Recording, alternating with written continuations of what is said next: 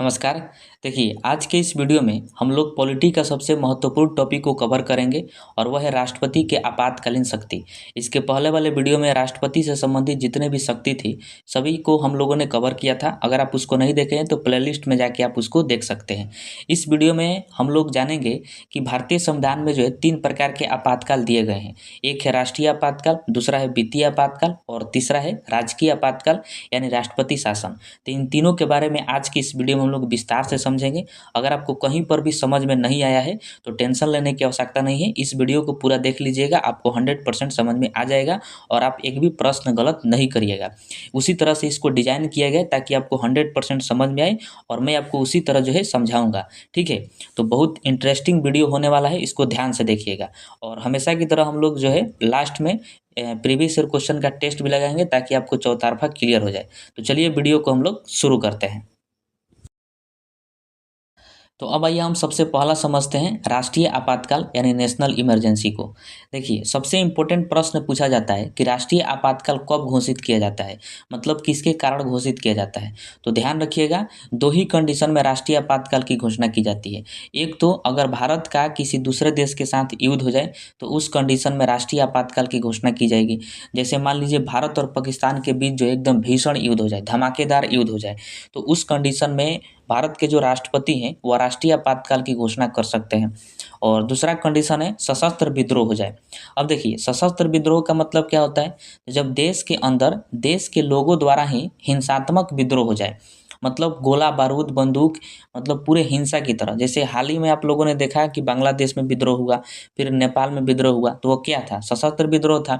तो उस तरह का अगर विद्रोह हो जाए पूरे देश में तो फिर राष्ट्रपति जो है राष्ट्रीय आपातकाल की घोषणा कर सकते हैं। ठीक है, तो वेरी वेरी इंपॉर्टेंट है। 2 पॉइंट आपको ध्यान रखना है कि राष्ट्रीय आपातकाल कब घोषित किया जाता है, तो जब अगर किसी दूसरे देश के साथ युद्ध हो जाए और दूसरा सशस्त्र विद्रोह हो जाए। बहुत बार ये पूछा गया है, इसको ध्यान रखना है। ठीक है, अब देखिए, राष्ट्रपति जब राष्ट्रीय आपातकाल की घोषणा करते हैं तो अपने मन से नहीं करते हैं, वो मंत्रिपरिषद उनको कहता है तब जाके वो राष्ट्रीय आपातकाल की घोषणा करते हैं। तो ये पॉइंट आपको ध्यान रखना है कि मंत्रिपरिषद की लिखित सलाह पर राष्ट्रपति राष्ट्रीय आपातकाल की घोषणा करते हैं। बहुत इंपॉर्टेंट है। ठीक है, अब देखिए, आपको पता है कि किसी भी नियम को अगर पूरे देश में लागू करना हो तो सबसे पहले उसको लोकसभा से पास करते हैं, फिर राज्यसभा से पास करते हैं और उस सबसे लास्ट में जो है राष्ट्रपति का उस पर फाइनल साइन और मोहर लगता है, तो वह नियम जो है पूरे देश में लागू हो जाता है। ये तो आपको पता है। लेकिन यहाँ पर देखिए कि जब राष्ट्रपति राष्ट्रीय आपातकाल की घोषणा करते हैं तो वह एक बाइक करते हैं, क्योंकि युद्ध भी होता है तो एक बाइक होता है, सशस्त्र विद्रोह भी होता है तो एक बाइक होता है, पहले से बता कर नहीं आता है। तो यहाँ पर जब राष्ट्रपति एक बाइक राष्ट्रीय आपातकाल की घोषणा करते हैं तो वहाँ पर ना ही लोकसभा से इसको पास करने का समय मिलता है और ना ही राज्यसभा से पास करने का समय मिलता है। इसीलिए भारतीय संविधान में कहा गया है कि राष्ट्रपति जो है एक बाइक राष्ट्रीय आपातकाल की घोषणा कर देंगे, ये तो बात ठीक है, लेकिन घोषणा के 30 दिन के भीतर इसको लोकसभा से भी पास करना होगा और राज्यसभा से भी पास करना होगा, तब जाके ये इसको पूर्ण माना जाएगा। तो फिर इसी में कहा गया है कि ऐसा भी कंडीशन तो हो सकता है कि जब राष्ट्रीय आपातकाल की घोषणा हो तो उस समय लोकसभा भंग हो। आपको पता है कि लोकसभा भंग हो सकता है, जब उसका 5 साल का कार्यकाल पूरा होता है तो लोकसभा को भंग कर दिया जाता है। तो फिर इसमें कहा गया है कि लोकसभा अगर भंग होगा तो राज्यसभा उसको मंजूरी दे देगा, मतलब राज्यसभा कभी भंग नहीं होता है तो राज्यसभा उसको पास कर देगा और जो नई लोकसभा आएगी वो 30 दिन के भीतर यानी 1 महीना के भीतर उसको पास कर देगी। ठीक है, तो वेरी वेरी इंपॉर्टेंट पॉइंट है, ये आपको ध्यान रखना है कि राष्ट्रपति जब राष्ट्रीय आपातकाल की घोषणा करते हैं तो उसके 30 दिन के भीतर यानी 1 महीना के भीतर लोकसभा और राज्यसभा से पास करना होता है। यदि लोकसभा भंग है तो जो नई लोकसभा आएगी वो भी 30 दिन के भीतर उसको पास करेगी। ठीक है, अब देखिए, राष्ट्रीय आपातकाल को एक बार में 6 माह के लिए लागू किया जाता है। ध्यान रखिएगा, बहुत इंपॉर्टेंट है और कई बार पूछा भी गया है कि राष्ट्रीय आपातकाल को एक बार में कितने महीने के लिए लागू किया जाता है, तो 6 महीने के लिए लागू किया जाता है। 6 महीने से कम लागू नहीं किया जा सकता और 6 महीने से ज़्यादा लागू नहीं किया जा सकता, मतलब एक बार में। अगर मान लीजिए कि 6 महीना में कंडीशन नहीं सुधरा तो फिर और लागू करना होगा, तो फिर संसद से अनुमोदन करेंगे और फिर जब दोबारा लागू करेंगे तो फिर 6 महीने के लिए लागू करेंगे, यानी 6-6 महीना करके इसको अनंत काल तक लागू किया जा सकता है। मतलब जितना चाहें आप उतना बार इसको लागू कर सकते हैं। और ध्यान रखिएगा, जब भी लागू होगा तो एक बार में ये 6 महीना के लिए ही लागू होता है। जैसे आज अगर राष्ट्रपति घोषणा कर दें कि पूरे देश में राष्ट्रीय आपातकाल की हम घोषणा करते हैं तो 6 महीना के लिए लगेगा। अगर 6 महीना में कंडीशन नहीं सुधरा तो फिर राष्ट्रपति घोषणा करेंगे तो फिर 6 महीना के लिए लगेगा। ऐसे 6-6 महीना करके अनंत काल तक इसको बढ़ाया जा सकता है। ठीक है। उसके बाद देखिए कि राष्ट्रीय आपातकाल के समय यदि लोकसभा का चुनाव है तो फिर लोकसभा के कार्यकाल को 1 साल बढ़ा दिया जाता है। क्योंकि राष्ट्रीय आपातकाल के समय अशांति फैला है तो उस कंडीशन में लोकसभा का चुनाव तो होगा नहीं, इसीलिए उसके कार्यकाल को 1 साल बढ़ाकर 6 साल कर दिया जाता है। और जब राष्ट्रीय आपातकाल खत्म होता है, शांति में बदलता है पूरा देश, तो फिर जाके लोकसभा का चुनाव कराया जाता है। ठीक है। उसके बाद देखिए कि राष्ट्रीय आपातकाल के समय में केंद्र सरकार जो है राज्य सूची के विषय में भी कानून बना सकता है। आपको पता है कि जो राज्य है वो राज्य सूची के विषय में कानून बनाता है और जो केंद्र सरकार है वो संघीय सूची के विषय में कानून बनाता है। मतलब दोनों का अलग अलग है सूची कानून बनाने का। लेकिन जब राष्ट्रीय आपातकाल लागू होता है तो जितने भी राज्य हैं वह कानून नहीं बनाते हैं। केंद्र सरकार जो है राज्य सूची के विषय में भी कानून बनाने लगती है। तो ये पॉइंट आपको ध्यान रखना है, बहुत इंपॉर्टेंट है। राष्ट्रीय आपातकाल लागू होता है तो इसका क्या प्रभाव पड़ता है वो देखिए। सबसे पहला प्रभाव यही है कि जब भी राष्ट्रीय आपातकाल देश में लागू होगा तो हमारे जितने भी फंडामेंटल राइट्स हैं यानी मूल अधिकार हैं सभी के सभी छीन लिए जाते हैं, सिवाय आर्टिकल 20 और 21 को। हम लोग फंडामेंटल राइट्स में भी पढ़े थे कि आर्टिकल 20 और 21 ऐसा आर्टिकल है जिसको आपातकाल के दौरान भी नहीं छीना जा सकता है। तो जितने भी मूल अधिकार हैं सभी के सभी समाप्त हो जाते हैं, सभी के सभी छीन लिए जाते हैं, लेकिन 20 और 21 बच जाता है राष्ट्रीय आपातकाल के दौरान। ठीक है। देश का संघीय ढांचा इससे प्रभावित हो जाता है राष्ट्रीय आपातकाल से। जब राष्ट्रीय आपातकाल लगता है तो आर्टिकल 358 लागू हो जाता है। इस अनुच्छेद से आर्टिकल 19 निलंबित हो जाता है। बहुत इंपॉर्टेंट पॉइंट है, ध्यान रखिएगा। जैसे ही देश में राष्ट्रीय आपातकाल लागू होगा तो आर्टिकल 358 लागू हो जाएगा, अपने आप लागू हो जाता है। और आर्टिकल 358 में कहा गया है कि जितने भी मूल अधिकार हैं सभी समाप्त हो जाएंगे, सभी आपके छीन लिए जाएंगे। तो जैसे राष्ट्रीय आपातकाल लागू होगा आर्टिकल 358 लागू हो जाएगा। और आर्टिकल 358 जैसे ही लागू होगा तो आर्टिकल 19 खत्म हो जाएगा, आर्टिकल 19 अपने आप समाप्त हो जाएगा। क्योंकि आर्टिकल 19 में हम लोग पढ़े हैं कि इसी में तो है घूमने की स्वतंत्रता, व्यवसाय करने की स्वतंत्रता, बोलने की स्वतंत्रता, व्यक्ति की स्वतंत्रता, बहुत सारी स्वतंत्रताएं आर्टिकल 19 में दिया गया था। तो जैसे आर्टिकल 358 लागू होता है आर्टिकल 19 खत्म हो जाता है जब राष्ट्रीय आपातकाल लगता है तब। ठीक है।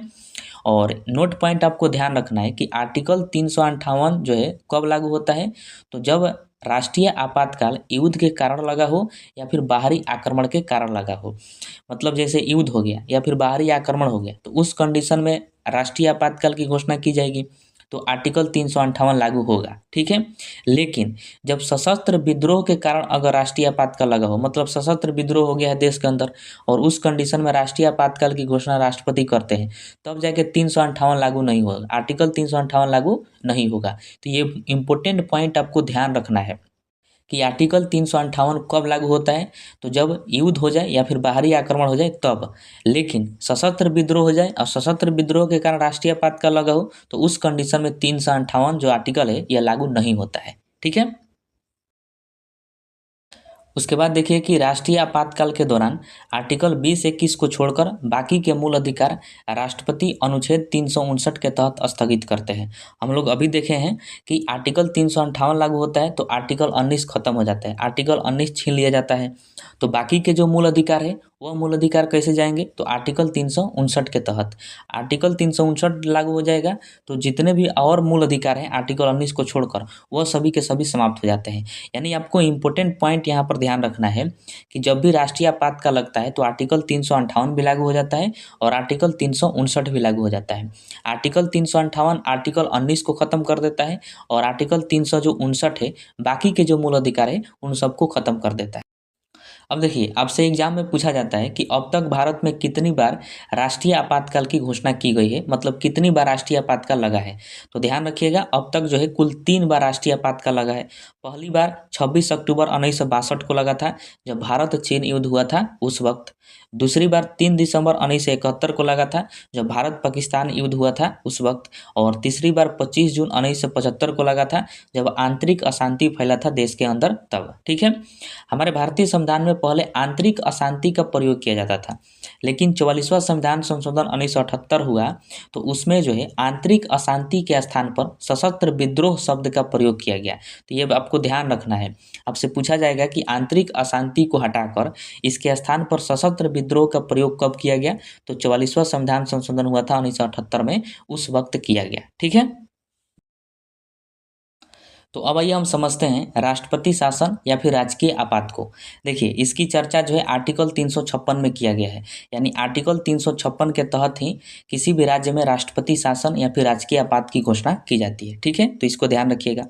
अब देखिए कब लागू किया जाता है, तो जब किसी राज्य में संवैधानिक व्यवस्था ठीक से काम नहीं कर पाती है, तब केंद्र सरकार द्वारा उस राज्य का शासन अपने हाथों में ले लिया जाता है, उसी को राष्ट्रपति शासन कहते हैं, यानी राजकीय आपात के नाम से जाना जाता है। यानी अगर कोई राज्य आर्टिकल 355 और आर्टिकल 365 का उल्लंघन करता है तो उस राज्य में केंद्र सरकार द्वारा राष्ट्रपति शासन लागू कर दिया जाता है। अब ऐसा क्या है आर्टिकल 355 और आर्टिकल 365 में, तो देखिए आर्टिकल 355 में कहा गया है कि प्रत्येक राज्य संविधान के अनुरूप ही शासन करेगा, अर्थात बहुमत की सरकार द्वारा ही शासन किया जाएगा। आपको पता है कि सभी राज्यों में जब विधानसभा का चुनाव होता है तो जो जिस भी पार्टी का बहुमत होता है वही पार्टी जो है सरकार बनाती है, यानी उसका बहुमत है तो वही अपना मुख्यमंत्री चुनती है और राज्यों में शासन करती है।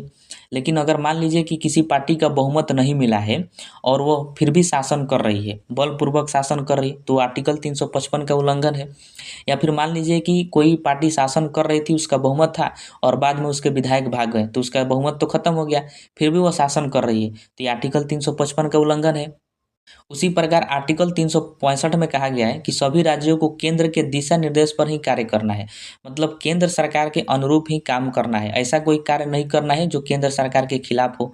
अगर ऐसा कोई राज्य करता है तो आर्टिकल 365 का उल्लंघन है।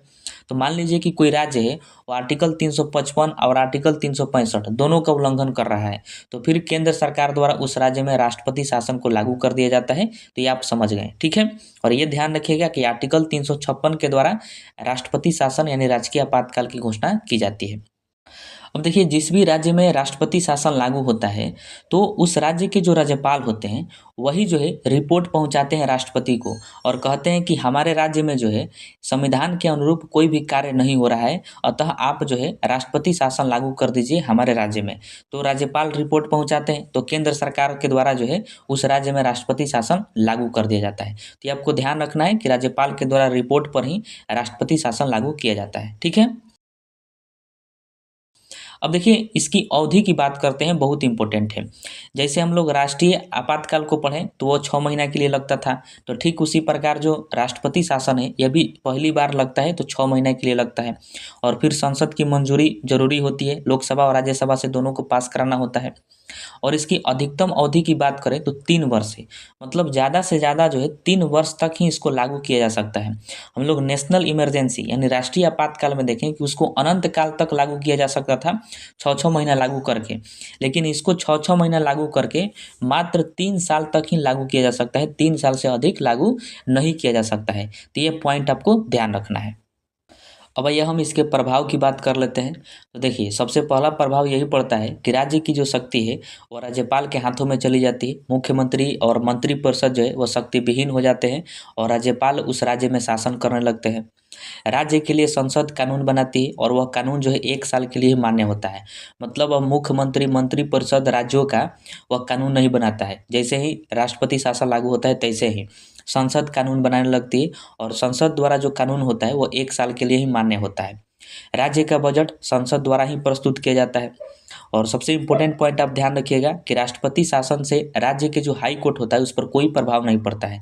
जिस भी राज्य में राष्ट्रपति शासन लागू होगा और उस राज्य में जो हाई कोर्ट है उस पर कोई प्रभाव नहीं पड़ेगा, वह जैसे पहले चलता था वैसा ही राष्ट्रपति शासन के दौरान भी चलेगा, ठीक है।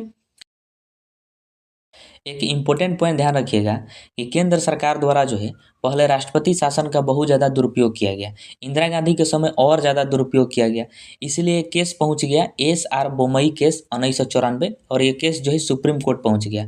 और इस केस में सुप्रीम कोर्ट ने कहा कि जब भी किसी राज्य में राष्ट्रपति शासन लागू होगा तो उसकी न्यायिक समीक्षा किया जा सकता है, मतलब उसके जाँच किया जा सकता है कि उस राज्य में राष्ट्रपति शासन क्यों लगाया गया, क्या जरूरी था लगाना कि नहीं था, कि अपने मनमाने ढंग से लगा दिया गया है।